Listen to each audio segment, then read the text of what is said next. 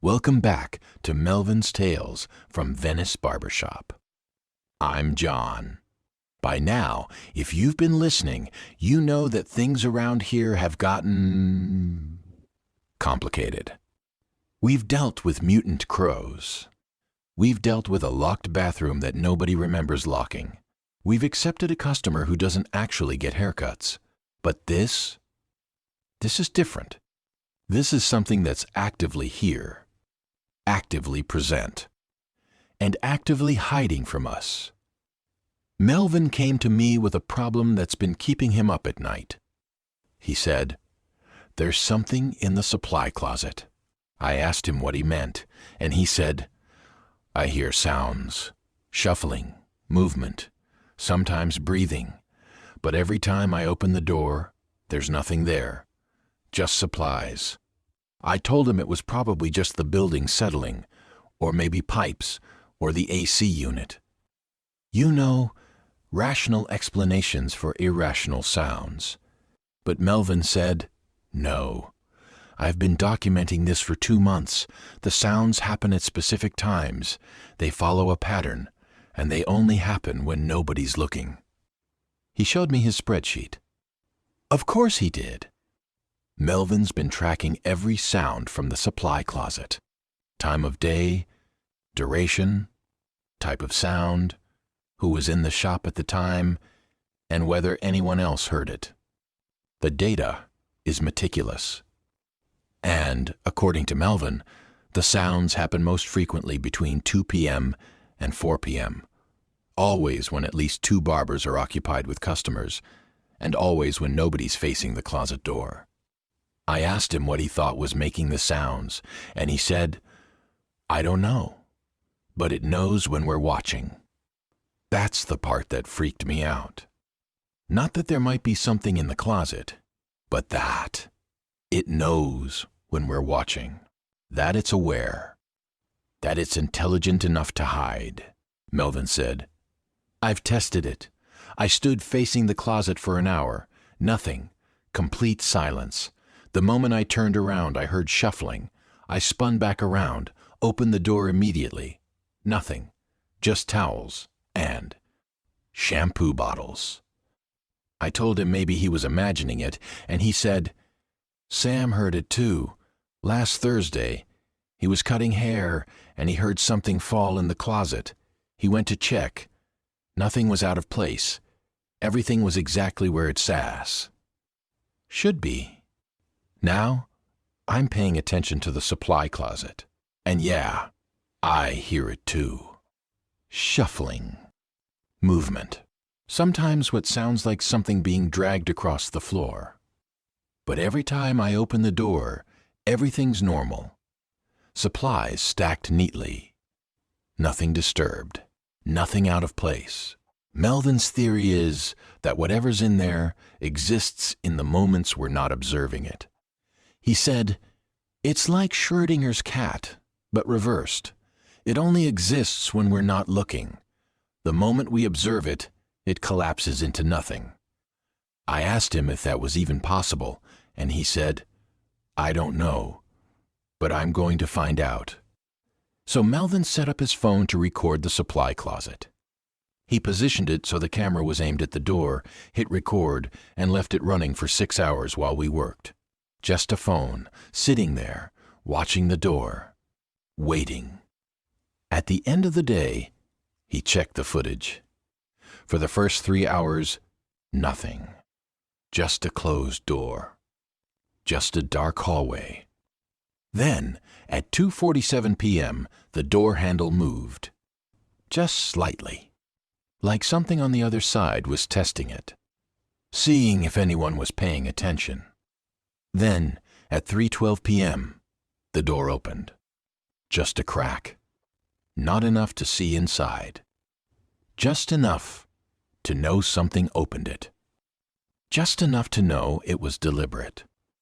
Then at 3:45 p.m., the door closed again. Slowly, deliberately, like it was being careful not to make too much noise. Melvin said, "Something opened the door from the inside while we were all working. Well, customers were here, and none of us noticed. I watched the footage. He was right. The door opened and closed, and none of us saw it happen. Because we weren't looking. Because we were busy. Because we were distracted. And that's when it hit me. Whatever's in there, it knows our schedule. It knows when we're busy. It knows when we're not paying attention. It's been studying us. I asked Melvin what he thought was in there, and he said, "I think it's something that doesn't want to be seen, something that only exists in the gaps of our attention, and I think it's been there the whole time. Now I'm terrified of the supply closet. I don't want to open it. I don't want to know what's in there. Because if Melvin's right, the moment I look, it won't be there. And that's somehow worse than if it was. At least if I saw something, I'd know what I'm dealing with. But this uncertainty, this is worse." Melvin's been leaving the camera running every day now. He's documenting every time the door moves. Every time something shuffles inside. Every time the handle turns.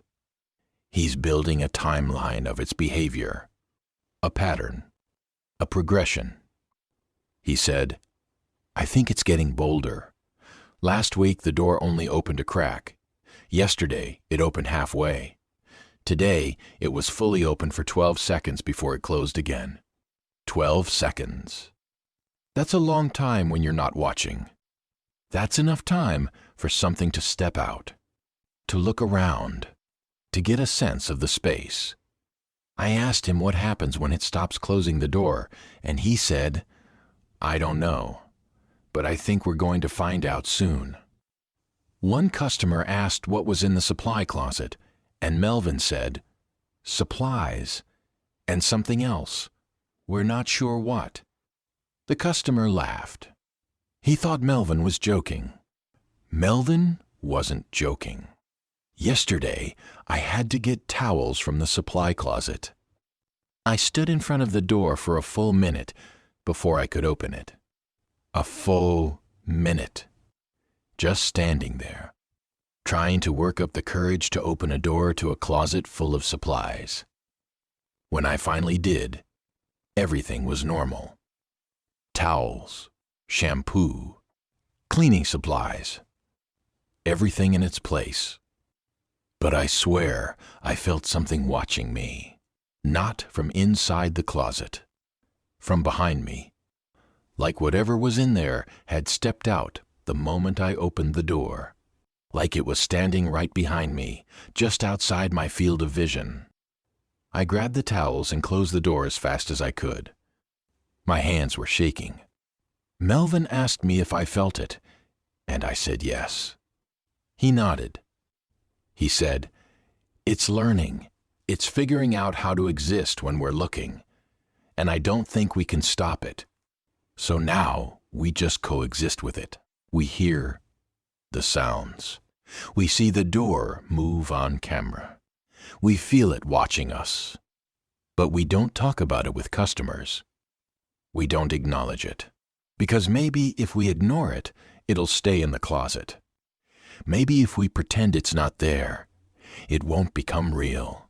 But I have a feeling it's already real. And it's just waiting for the right moment to show us. I've been running this barbershop for 15 years. I've dealt with a lot of things. Difficult customers. Slow business. Competition. But nothing prepared me for this. Nothing prepared me for the idea that something is living in my supply closet. Something that knows when I'm watching. Something that's getting bolder every day. And the worst part? I don't think I can stop it. I don't think any of us can. Melvin asked me yesterday, "Do you think it's going to come out?" I said, "I don't know." He said, "I do. I think it's going to come out soon, and I think when it does, we're going to understand everything. The crows, The bathroom, Richard, all of it. It's all connected to what's in that closet. I asked him how he knew that, and he said, because I can feel it. We all can. We've just been too scared to admit it. If you're in Venice, Florida, stop by the shop. We're right off US 41, next to the courthouse. We're open Tuesday through Friday, 9 to 6, and Saturdays 10 to 2. Walk-ins only. We'll give you a great haircut, a hot lather shave, maybe a beard trim. Just don't ask about the supply closet. We're not opening it to check. And honestly, I'm not sure we should. This has been Melvin's Tales from Venice Barbershop. I'm John, and Melvin says to remind you, stay dapper, stay sharp, and maybe don't ask too many questions about what's behind closed doors. Some things are better left where they are.